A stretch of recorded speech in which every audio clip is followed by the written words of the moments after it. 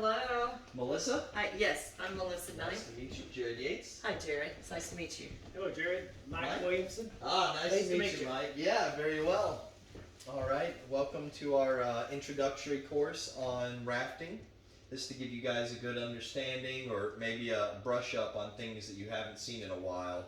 So the first thing we're going to do to start out with is we're going to do some name bingo. I'm going to pass out some name bingo cards. Thank you. There we are. There we are. And take this time to kind of mingle amongst yourselves, you know, find out a little bit about each other. I mean, y'all might be stuck in a boat together for a while, so it's better to know each other, you know, before you get out there. So I'll give you guys roughly about 5-10 minutes to get to know each other, and then we will continue on from there. Great. Thank you. Do you swim well? Hi. I swim better than I sing. Very good. Shoot. All right, thank you guys for participating in the name bingo. Seems like y'all got to know each other pretty well. You guys have any questions so far regarding anything, maybe moving forward, or anything you guys are curious about now? How long have you been a raft guide? I've been a raft guide now for roughly about 6 years of on the water, but I'm roughly counting training and everything somewhere around the 10-year mark, give or take. I've never traversed anything too heavy, nothing like, you know, class 6 or anything like that, which we'll get into later, but maybe around a class 5 is usually about where I like to stay. Any questions from you, sir? No, I don't know enough about it to ask. All right, perfect. Now, the next thing we're going to do, if you guys will, step over here and grab yourselves a PFD. That stands for Personal Flotation Device. We're going to take these guys, and they're pretty simple on the surface, but they can be a little complex once you really get them on and get them snug. They go on just like a backpack. Very good. Sure you guys haven't done this before. Well, Actually, I have. Oh, yeah? Yes, I was a raft guide. No way, really? Yes. Where at? Ocoee Inn. Oh wow, that is On the exciting. Ocoee River? Yeah, that is exciting. So let's see what you got. Yeah, looking like a pro. These are a lot less cumbersome than they were in the 80s. I imagine so. I've heard stories. My goodness. All right. Let's check you guys out if you don't mind.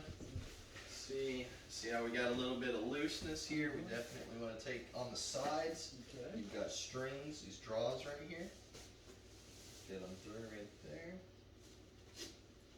Now, you should start feeling it snug I up. do, on you. I do. Yeah, that feels a lot better. All right. Perfect. You feel like maybe if you fell in, you'd stay in it at least? It wouldn't come up to my throat and suffocate me, perhaps. Yes, that feels a lot better. All More right. secure feeling. Perfect. Okay. You probably wouldn't abrade me. Not gonna. instead. Yeah. Very good. All right. Let's see how yours are. Oh.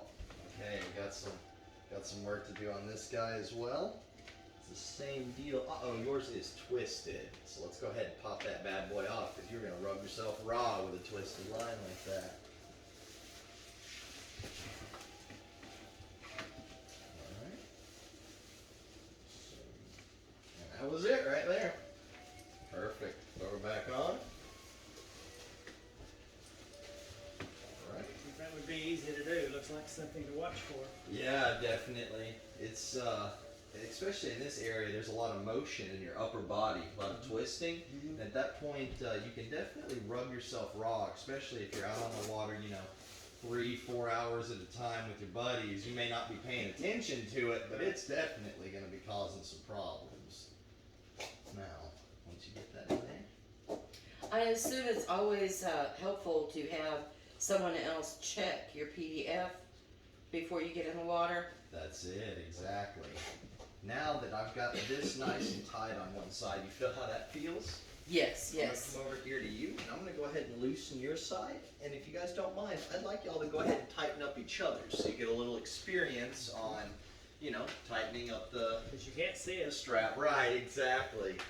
And another thing to remember too is when working with the customers, you know, female customers may be kind of particular. They may prefer females to come and help them with their life jacket as well, as opposed to a male. You know, and vice versa. You may run into a couple males that are kind of awkward. They don't Yeah. want to go through that kind of situation. So that just avoids it altogether.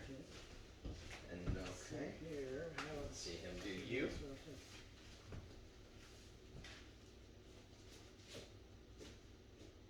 There. A little bit there. Is that one straight? Seems to be Yeah. straight. Looks good. Oh yeah, snug as a bug in a rug. Oh yeah. Yes. All right, let's test them. Oh, yep, feels good. Yank your hair. Yep, feels good. And that's Great. another thing. Women have long hair, so whenever you reach behind to give it a little test, make sure you don't grab their hair. You don't want to hurt them during the process or anything. You know, it just kind of starts a whole negative vibe on the fun day experience. So the next thing we're going to do is we're going to use these. These are our helmets. Okay, gotcha. When you are out on the water, there are all sorts of obstacles, trees, rocks, I mean, you name it. You don't want to bash that noggin. You know, what's inside there is the most important thing you got on earth, so let's keep it intact. As you can see under your chin, they just clip, very simple, very easy.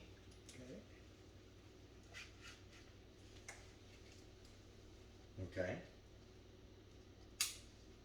Now, for those of you that have a little bit of experience in the rafting world, what can we see that's kind of gone wrong here? Is there a difference in helmet? Is there what might be different, you think? This is not the helmet I should be wearing to go rafting. That is correct. That is. What kind of helmet is that? This is a biking helmet.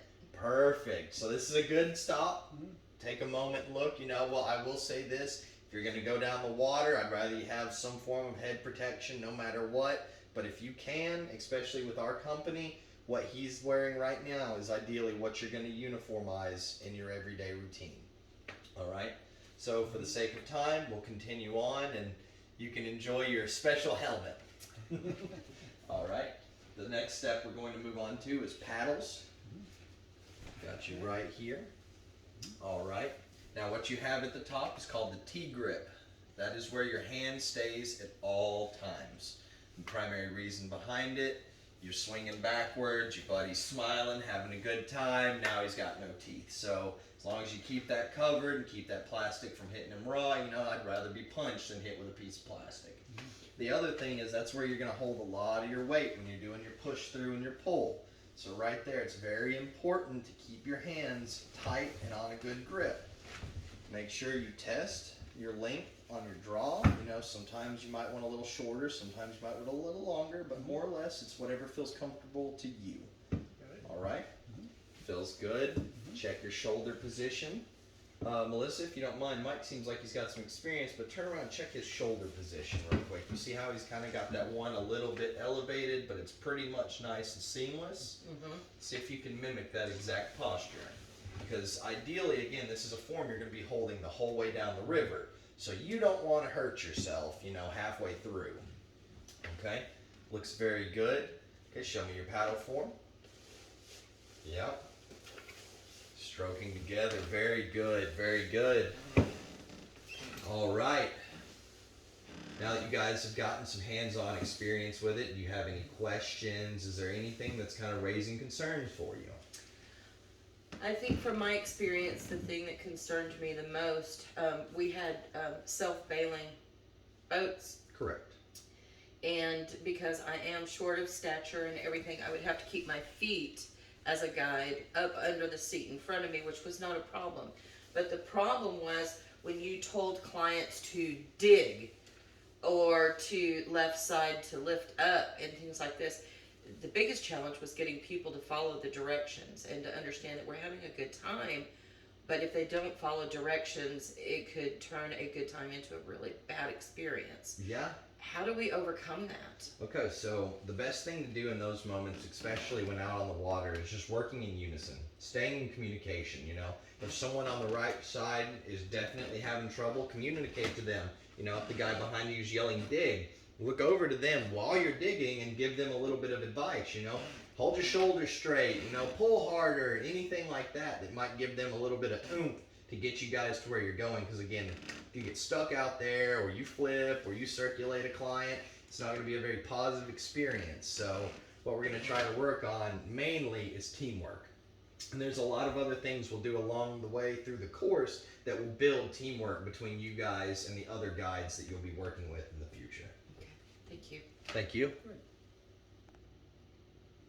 All right, on our next part of the training lesson, we are going to cover a couple of different stroke forms, a couple of different ideas. We've got a video right here. These two gentlemen are absolutely wonderful. They've worked in the field for many, many years. In fact, again, they have a published website, so if any of you guys have any questions or like what they're doing, you can also go on afterwards and kind of get an idea of what all they've got going on aside from just this one particular video. But if you don't mind, let's go ahead and get this guy started. Hello, my name is Borislav Panovsky, and you're with Whitewater Rafting Education. In this episode, we're going to show you key paddling techniques that can help you build your own rafting team and enter competitions. I hope you enjoy the video. So right here, this is geared more for the advanced rafter, but it gives you a really good all-around idea of what kind of experiences you may find yourself in. You can see something like that, jostling you back and forth, that's... Well, they lost one person out of that boat, and then the other one completely flipped. Right. Sports rafting is a great team sport. My good friend and teammate Alexander will share some of his experience with you. As Borislav said, rafting is a team effort. The bond between the teammates is very important. They need to be good friends on and off the river in order to compete successfully. Like we just in races. discussed. Communication is a key aspect in sports racing. The team needs to decide how they're going to approach the course before each race. Communication is one of the most important things inside the boat. It's very important that each member of the team knows what the other is going to do in See order how unified to the keep strokes the line are? down the river. What I've noticed is most important is that the team gets along well. As long as everybody knows what they're doing. Oh, I noticed the race all of them goes have their well. feet under that If the center section. communication between Right. the team is bad, But that's they what are more or less causes, riding on the major side of the boat, whereas we will going be down the riding river completely and across the inside, line. except when we're guiding Very on the important back. to stay calm Correct. and not argue with your teammates. You should always put your ego aside and think what's best for the team. And that is very Work to important. have You fun. will run into guides working out there that have an ego, like he says. Sometimes just let them take the reins and do what they want. Generally, they have the experience that allows them to be that way. So, or maybe ask them for a little assistance. Stable weight. In the sports rafting position, you can put one foot in the back like this. This way, you're less stable. There's a bigger chance you fall out. Your back foot is not supported as well. So if you're leaning too much on the outside, your back foot can release and you can fall out. If you're sitting in a 6-person's raft, you'll have another person behind you. You can put your leg like this and jam it. This way he will hold your leg in the right position and you can lean as much as you want without falling.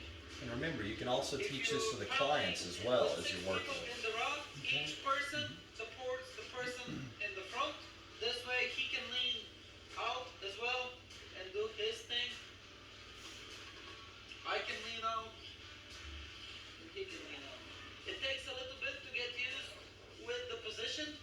Your Okay, legs may now his hurt a leg little I bit, noticed in the very but the back. position, and you'll be facing He's an forward anchor. this way. All together. The gentleman in the back there, his leg is not anchored. Right here? Right. Yes, yeah, generally what they'll do is they'll usually slide their feet down between the tubing and the bottom of the raft and kind of wedge themselves down there.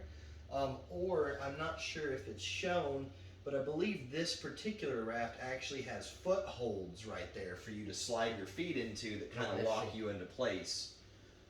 And that's kind of how they go. It works more or less in a chain of command. As long as this guy in the back is good and stable, everyone in front of him should almost be locked in place, like they explained a moment ago. Okay, So because it looks from here like if he went Yeah, the it would rest of them almost will potentially go. domino effect. Exactly. And a lot of times you're going to be hit with heavy currents up on your side, just like they're showing right there. They're not actually being hit by water, but they are giving the example of, say, pushing off of something. Say you got pushed up and you're trying to get off, or vice versa.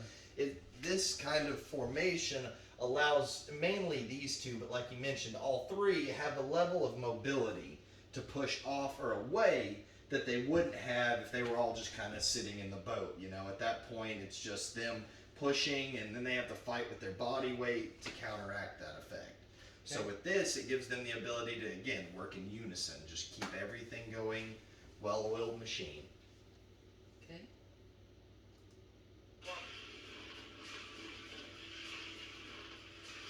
If I'm missing out of the picture and you're paddling R4, he can sit like this with his leg behind the thwart. Or if he needs to be more forward, you can deflate the tube, We've had to do that several times as well. and the prone person can put his leg underneath the thwart. This way, the second person is no longer needed. He can lean as much as he wants. Now, with clients, I don't necessarily advise doing this because a lot of them don't know how to hold their body posture. So at that rate, again, if they fall in the wrong direction, they could break their leg, they could break their ankle, a lot of things like that. Again, these particular people are professionals, so you have to consider that element when watching stuff like this. So remember, again, deflating and letting the clients put their legs behind or in the middle of that cushion, that's a no-go. Is extremely important when racing. If you're sitting in the back, you can use prise and wide strokes in order to spin the boat. If you're sitting in See the how front, wide those strokes you are? can stick the paddle way Now, out front of as the a boat, guide hold in the nose back of the boat in with the direction of the passengers, paddle. that's very important because you have to dig back there, and whether your people are listening to your directions, you can still turn that boat away from a rock. Right, so your primary job being in the back of the boat is actually steering. You're not much of the power in the boat. That's actually the clients that will be working with you in the boat. They will be your engine, more or less. So the better you can get them to work together, the faster you'll go, the more enjoyable you can make it. But again, you're all about keeping off the rocks, keeping off the sticks, and making sure you're providing a good, safe environment. Because you don't want your clients feeling unsafe, I can assure you of that. To use a pry in order to maintain a 20 to 30 degree angle upstream facing the current, while all of the other teammates give the boat as much forward momentum as they can by paddling forward. When trying to catch an eddy, one of the two people seated in front of the boat has the most important role. He needs to reach into the eddy with his paddle, stick his paddle inside the eddy, and spin the whole boat around his paddle for it to come into the eddy. See how deep he's digging Yes. right Keep there? in mind Yes. that the pry is an effective stroke, but it slows down the boat. It almost looks like a stroke backwards, and in a competition, if you're aiming for speed and to slow you down, the more efficient way to turn the boat is from the front. When the boat starts to go left or right a little bit, the paddlers in the front with opening strokes or pulling strokes can set the boat in the right angle.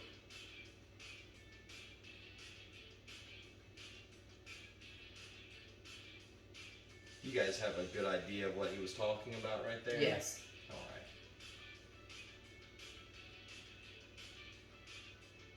As you can see, the person in the back does a prime stroke to set the boat in the right direction.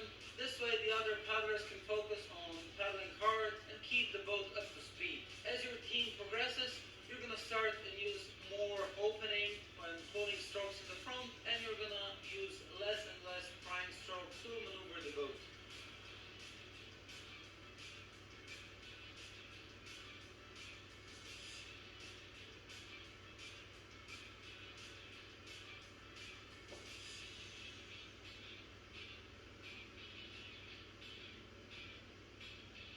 It's a forward sweep.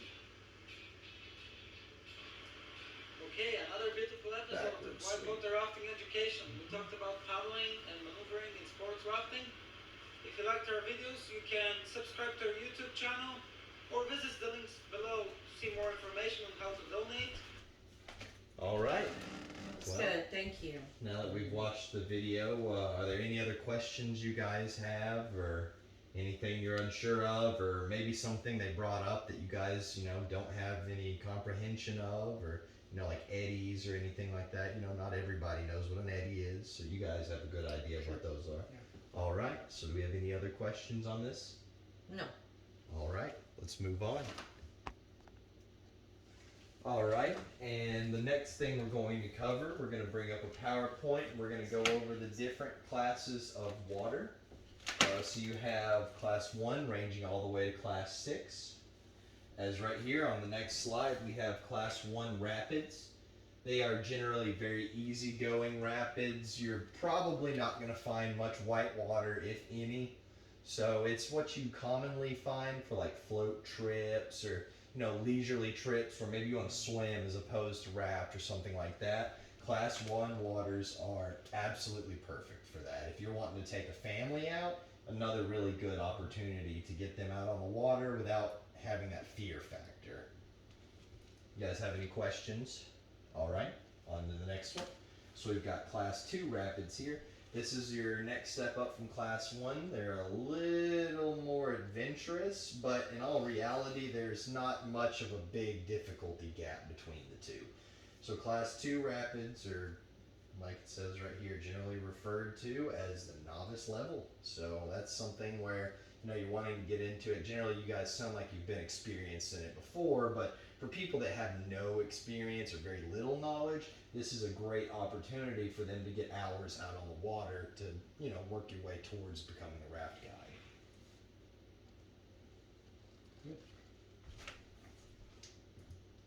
All right, the next one is Class 3 rapids. These are where you start to get a little bit of excitement. You see right here, there's some choppiness down in there. Little bit of rock formation sticking up out of the water, stuff to kind of keep an eye out for. But this is generally what you would run into as somewhat of an intermediate. So this is where, it's not easy anymore, but it's not escalated to the tier of maybe like a Class 4 or Class 5 where, your actual thrill seekers might be looking to thrive in. The next one we have right here is the Class 4.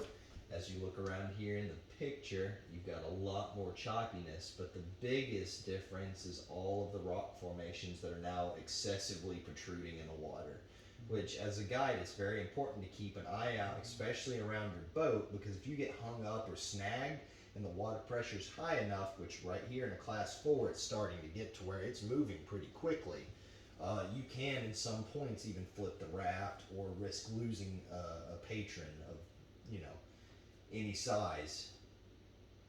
Next one, please. So right here we've got the Class 5 rapids.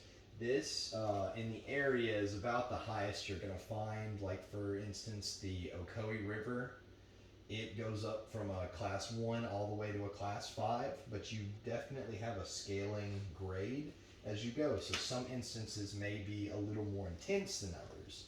And that's the biggest thing to consider when taking your groups, because if the water divulges into two paths and the left path is little rough, maybe the older people should be going down that path.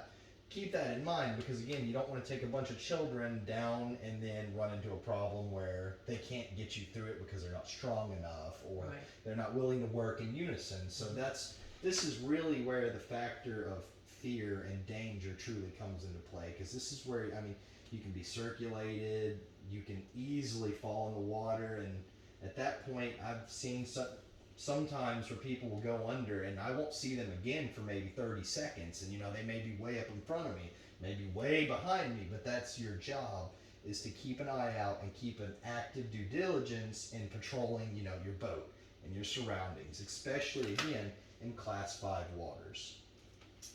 The final class we have right here is Class 6 rapids. These are generally reserved for the more extreme kind of, the daredevils. These are the ones, typically, they actually call them exploratory waterways, because it might not be something that has been commercialized yet. So a lot of the people going out there and seeking them, you know, they may make a day trek through the woods to find this one waterway, and they have no idea what it's about. So ideally, this is the ones, like for instance, when you guys are working with us and working with our company, we will never ever do anything in grade 6 because it's too much of a liability. The risk is so high, and again, it's primarily for the people that have been doing this for years and still want something more. So just something to consider moving forward, and that is the end of our PowerPoint. Do we have any questions or any concerns about what we may run into in the water? How many put-ins are there on Ocoee? On the Ocoee, currently there is the upper, middle, and lower. So there's a total of 3 put-ins, and then there's also Parksville Lake that also has several of its own put-ins. So if you wanted to do like stand-up paddle boarding or something like that, most of that would be done up there. However, our company does not contract for any of those activities at this time. So primarily what we will be focusing on, again, will be the whitewater aspects. We do class 1 and 2, which is what's classified as the lower Ocoee, and that was reserved for like float trips. So a lot of school trips or, you know, families coming, 9 times out of 10, that's what they're going to want to do. And you guys' position in that will be, you know, you'll probably be in a kayak, floating along with them, just keeping an eye on them. Generally, you know, it's stress-free kind of job. So if you're wanting to get out here and have some fun and you enjoy kids, maybe that's a good idea for you. But if you want to get out here and you want to actually have some fun with the people and, you know, work with an older crowd, maybe the higher up, maybe uppers or lower, or uppers or middle, maybe somewhere geared more towards what you're looking for. Any other questions? All right, moving on to the next topic. All right, our next activity on the docket is after you guys have kind of got a good idea of what you're looking at and what you may be getting into, I'd like to present you guys with a little quiz that maybe goes over some of what we've discussed today. Maybe it goes over stuff that, you know, raises a question for you, and, you know, I'd just like to get a good idea of what you guys know, what you might need to know in the future, get a good idea of the assessment. So if you guys don't mind, I'm going to present to you Mike. Thank you. Here's yours. You're welcome. And Melissa. Here's yours right there. And I will give you guys 10 minutes to finish this quiz. Okay.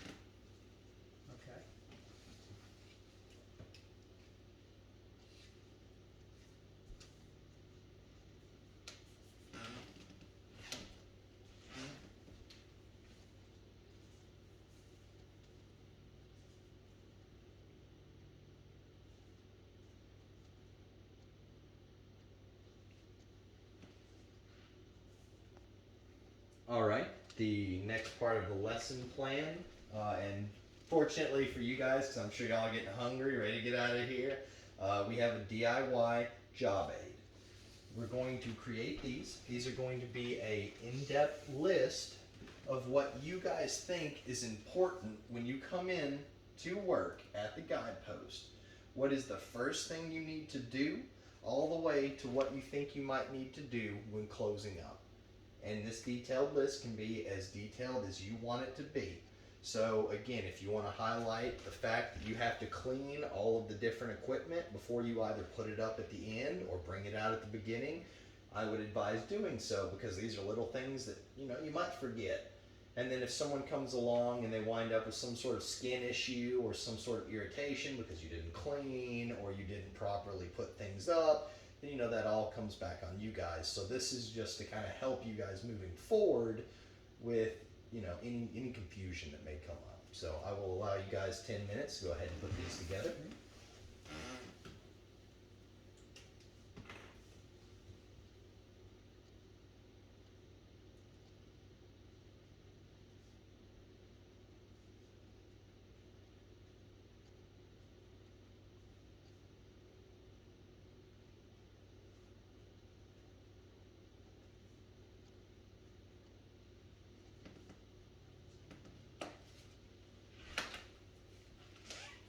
And again, if you guys have any questions while you're making your list, just let me know.